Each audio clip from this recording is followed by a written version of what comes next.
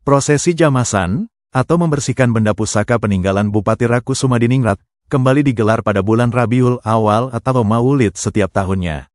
Kepulan asap dupa dan kemenyan yang menghasilkan aroma khas menyeruak, menyelimuti udara pagi di situs Jambansari, Kabupaten Ciamis, pada Minggu tanggal 14 September tahun 2025.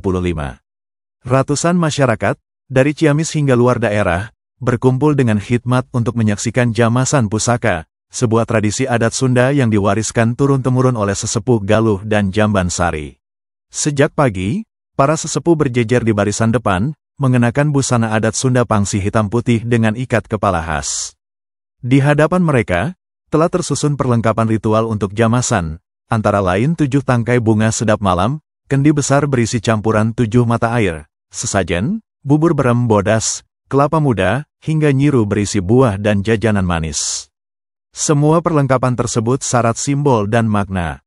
Sekitar pukul 9.30 waktu Indonesia Barat, 7 pemuda membawa kendi berisi air dari 7 mata air keramat, seperti air Nusantara, air Jambansari, air dari Situ Lengkong Panjalu, air Cikawali Astana Gede Kawali, air Citegu Kahuripan Karangkamulyan, air dari Pancawarna Galuh Salawe, dan dari Pulau Majeti.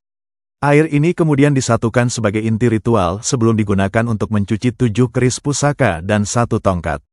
Menurut juru kunci situs Jambansari, Nandang Sembada Putra, setiap mata air dipercaya memiliki karomah atau keberkahan spiritual tersendiri. Ia menjelaskan, seperti halnya sumur Zam-Zam yang membawa keberkahan, begitu pula mata air di tanah Sunda. Saat disatukan, keberkahannya pun menyatu.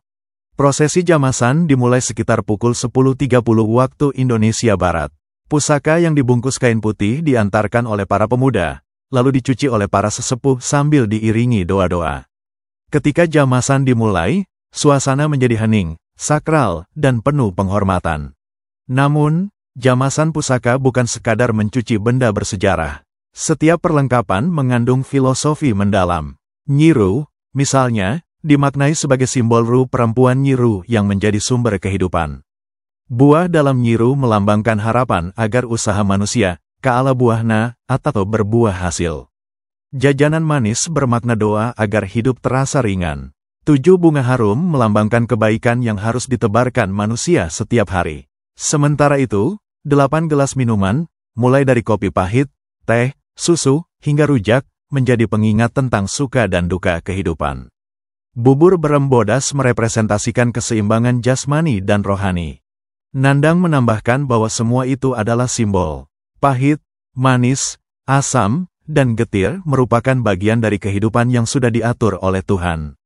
Tradisi ini juga menjadi ajaran silaturahmi, tidak hanya dengan sesama manusia, tetapi juga dengan hewan, tumbuhan, bahkan seluruh alam. Di penghujung upacara, air bekas pencucian pusaka dan sesajen dibagikan kepada masyarakat. Setiap orang membawa sebagian sebagai simbol keberkahan yang tidak hanya dirasakan secara individu, tetapi juga menyatu dalam kehidupan bersama.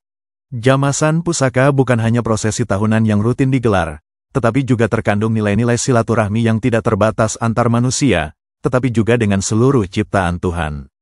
Nandang menyebut, silaturahmi tersebut bukan hanya dengan sesama manusia, tetapi juga dengan binatang, tumbuhan, hingga seluruh alam semesta, karena pada hakikat manusia ditunjuk sebagai khalifah atau pemimpin di muka bumi yang harus terus menjaga semua ciptaan Tuhan. Alhamdulillah terkait dengan agenda hari ini, yaitu jamasan pusaka di situs budaya Jambansari, dapat dilaksanakan dengan baik, dengan tertib, dengan lancar.